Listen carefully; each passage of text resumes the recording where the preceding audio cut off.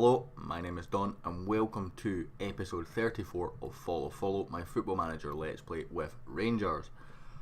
Today we've got a live com in the Champions League against Benfica at the Estadio de Luz, which I think roughly translates to Stadium of Light. As you can see, we have a point on the board. 3 points on the board. And obviously we had the first game against Atletico, so you know now we beat Man City. We're going to go through all that. I was going to actually live come that. They are the English champions, so it would have been nice to have dubbed the video the Battle of Britain.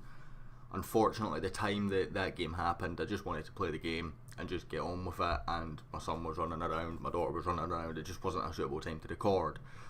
So I decided let's do Benfica instead, and in that way I'm not in a debate about doing Celtic, Benfica or Dundee United, which are 3 games in a row, which is the Scottish League Cup, but it sort of, if I didn't do the Man City game, it meant I could do this one and it'd make that the obvious choice. So after the drubbing to Atletico, we responded with a scrappy 2-1 win over Dundee United. To be fair, in the first half we were sensational. It could have been 4 or 5. Once we started tiring though, which I think is down to our fixture list, I don't think I got pre-season very good. I'd have preferred maybe a bit better of a pre-season, but once they started getting into the game, they really could have won this game, and we were lucky to come away with a 2-1 victory. A similar result against Falkirk as well, and again, fantastic in the first half, awful in the second half, and it was starting to worry me. And then we had the Aberdeen game. Now I did rotate the team a little bit. We had Declan Rice in there, we had Brian Davidson, who was obviously is our sort of first choice left back. Should have had another youngster in there, but apparently I didn't. Nonetheless, we lost 3-1. It was a very, very poor game. I cannot actually remember a game in this series since I've sort of put my team together rather than it being Mark Warburton's team. This is the first game I remember where we have literally just been played off the park, and that is putting it kindly. Chesney got a yellow, I don't remember that. Nonetheless, he did. Then we had Man City. Now, let's just have a look at this. This goal is one of the longest highlights in history, and I will have to speed it up a little bit when showing you. So as you see right now, we're on the attack. I brought Wayne Rooney on for Zach running up front. Rodden was having a poor game, and oh, never mind, it's taken us straight to the goal. So, but yeah, basically I brought Wayne Rooney on, and it was just for a bit of experience up front. But as you can see, this is from the sort of build up to the goal. Insigne comes in, Ross sort of brings him down, takes down Tavernier with him.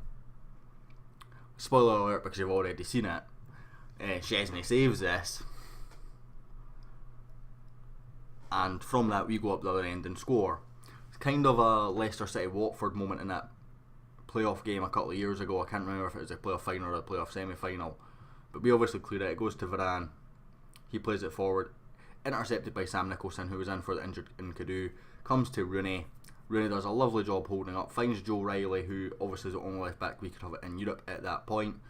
Wicked ball in, Barry Mackay tucks home 1-0, and we FM'd Man City to the high heavens. There was no other word for it other than we FM'd Man City. Then we had Hamilton, and to be honest, this was sort of a bit of a hangover from that game. Again, we went 1-0 up, they recovered, and then at the end I had to go overload, I had to encourage them with the team talks, I had to just do everything, and eventually Zach Runn found the back of the net. Then we had Celtic, and this is the best performance we have had, apart from Man City, which obviously we played uber defensive and we just restricted them really to long shots, but we still FM'd them nonetheless. This was the first game that I was really, really happy with since the Atletico game, to be honest, because we just played Celtic off the park. There was nothing more that I can say about that. 2-0 flattered Celtic. This really could have been a high scoring game, but we just absolutely battered them. That leaves us second in the league table, 3 points behind Hibs, who have an 8 goal difference advantage over us, by the way. That is phenomenal. I know Hibs are a good team in this save. For whatever reason, they just have never dropped off the pace. They've managed to keep hold of sort of a lot of key players. But again, when you look at goal scoring stats, if we go to details and just goals, Jason Cummins only on 5. They've got this guy, Brasoli, I can't remember if he was there last season, he apparently was, who's up there as well on 5. But Rudden is on, you can combine both of them together and Rudden has that amount of goals and an extra one. He's got 11 goals in 7 starts and 2 off the bench and is averaging a goal every hour. That is Messi style form from Zach Rudden. Now, I'm not saying Zach Rudden is anywhere near the league of Messi, but it's that kind of form. It's really good to see. Other things to notice, we're now over our wage budget, just a little bit. Well, we're not over our wage budget, but we're over committed spending. We've still got 28 million in the bank. Income wise, the big one that I want to have a look at here is merchandise. We're at 1.7 million already this season. Just under 4 million, we're going to call it 4 million for last season. So this is the thing, with all the signings we've made, I expect this to increase from last season, and it doesn't look like it is. We've made a lot of big signings in terms of Scottish football, and there's just no improvement to that. We've got 2 feeder clubs, one in America and one in China. I don't know exactly which. This hasn't been something I've been following since the start of the save. It's been something I've been trying to follow from sort of recently. But it worries me that we've spent all this money bringing in marquee signings. We've spent all this money getting feeder clubs to improve our merchandising, and it's not really making any difference, and it is a little bit concerning. TV revenue, oh yeah, that comes in at the end of the season, never mind, ignore that. Wages wise, we're fine. We've got 6 key players, which is maybe a bit more than I want, but it is what it is. Financial fair play, we're absolutely fine for, of course. Net debts, we've got no debts apart from this £9 million transfer debt. I've went through a couple, and there's a couple I'm thinking of trying to buy out clauses of. I did buy out a clause for Maitland-Niles. I believe he had a clause with Nottingham Forest once he played so many games. I can't remember how much it was. I think it was like 50 games or something like that, but he only had another year left on his contract, and unless they renewed that contract, which I wasn't convinced they were going to, he was never going to trigger that. So there was a little option to ask for payment early. You got slightly less money than what it was, but I took that, and I think we've got some money from the Maitland-Niles deal. So that's the sort of finances of the club. The other issue is, I am having an issue with the board right now. I actually feel like I could get sacked if we go on any bad run of form, regardless of what I've done in the past, and I think a lot of it's came from, in the last episode obviously I think I requested more coaches. Wasn't the last episode, a couple of episodes ago I spoke to the board about something anyway, and I accidentally said I don't know if I'll carry on doing my job.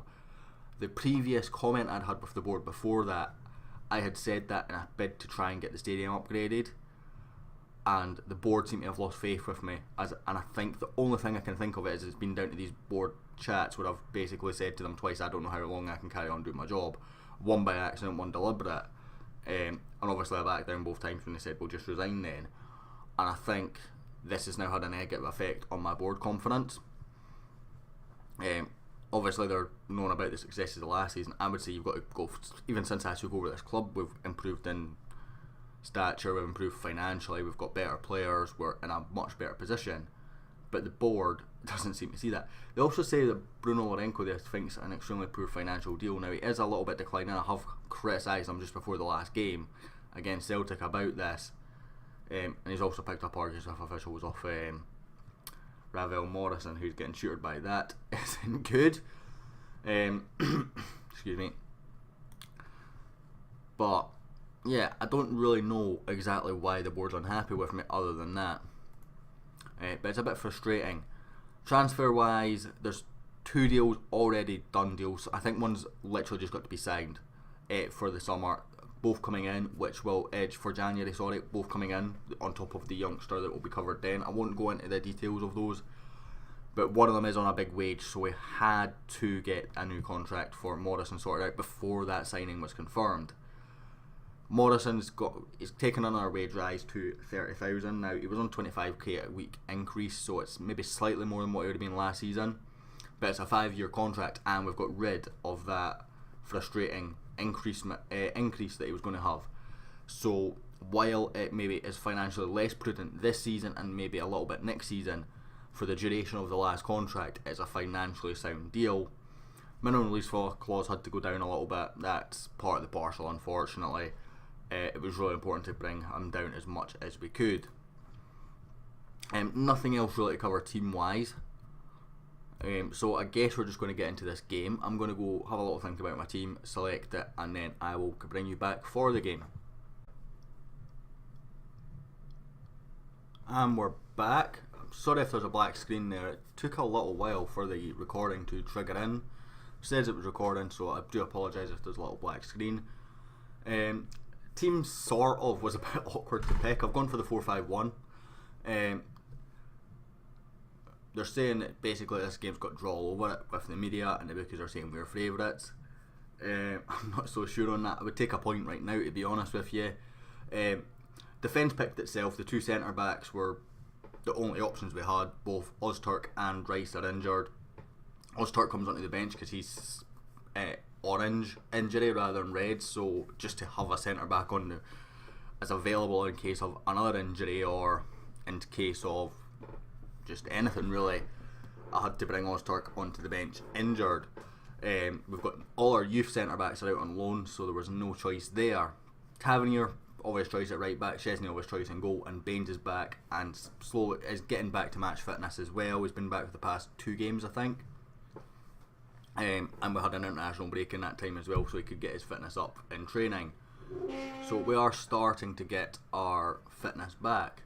McCarthy at holding midfielder, he's been brilliant there in the past and was really good in the Man City game. We've got Rossiter and Morrison slightly further forward. I prefer Morrison in this role for this formation just because he's slightly better than Bruno Lorenko, and he's really good at finding a pass. Particularly him and Rudden seem to have a very good combination and understanding of each other, so it seems to work okay. Nkadu, Mackay and Rudden lining off the team in the front three.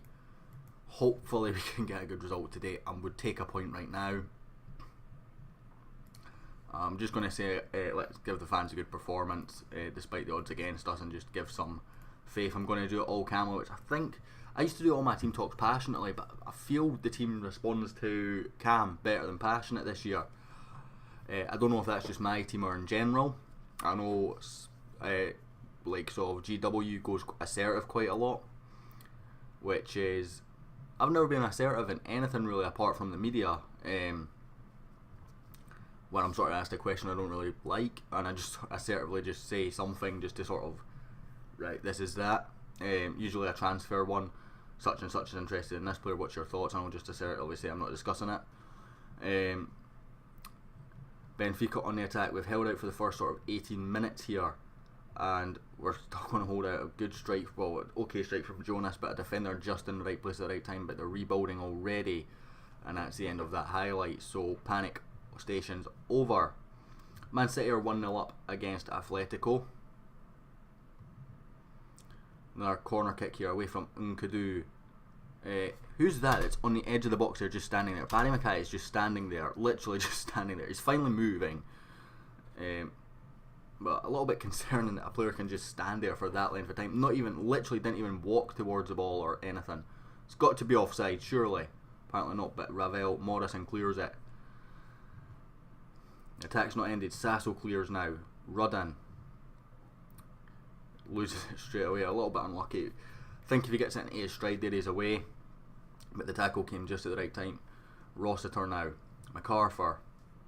Ravel Morrison. Good ball into Rudden. That's what I was talking about. Rudden. He's hit it straight at the keeper, Zoet. Remember him being a good goalkeeper a few FMs ago. Obviously he's at Benfica, so he's still at a good level, so he might still be a good goalkeeper, but I've not really heard much about him in recent years. So much compared to a few years ago. He was one of those goalkeepers that was sort of, maybe not a must sign, but a very good signing. Good ball in towards Nkadu. It comes out. Barry Mackay. Oh, it's a corner though. The keeper took it over the line. We are good from corners, so let's see. Mackay whips in. It's gone to the back post. When I just went over my corners tutorial the other day. You can see I clearly got the near post. So I think I've got this default routine too. So I think that might be a back post one, or it could just be that Mackay's not got the best corner taken and it just floats into the back post sometimes. But nonetheless, we've got good defenders in the air anyway, so it shouldn't be too much of an issue. 0-0 at half time. This is good. So passionately, I'm pleased with how things are going. Keep it up. Running, Devlin, Sasso. Why am I commentating on this highlight? We always know it's pointless.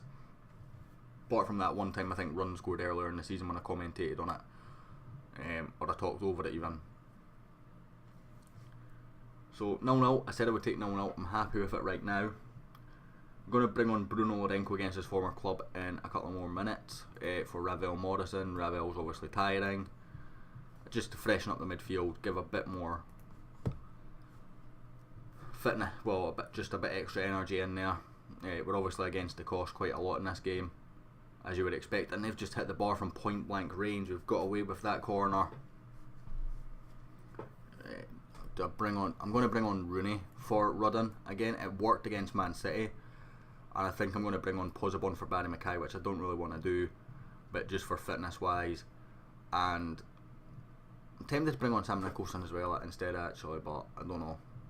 We'll go with Pozobon because Pozobon's been really good when he's came on in that position in the past, in recent games. It's a good ball in from Tavernier. It's cleared. Lorenko, Sasso, Rossiter, hit one, son. He had to hit it when he was in his stride, and he took another touch, and he wasn't in his stride anymore. It was never going to get the power to beat the keeper. Sasso wins the header in the air. Jose Hello, Serve. Oh, he's gone past his man, and it's an own goal from James MacArthur. There was no real danger there either. Puts us down to 4th in the group. It was a good ball in, to be fair. Tavernier's tackle was poor, but there was no danger there. And MacArthur's just deflected it just at a sweet angle, and Chesney's came out to obviously block the cross getting to the striker. I'm not going to switch to the 4-5-1, the 4-2-3-1, mostly because I've already made all my subs. I would mean playing Rossiter as an advanced playmaker, which I don't want to do. I've done it against Celtic for a few minutes, well, for about 20 minutes, but it's not what I want to do.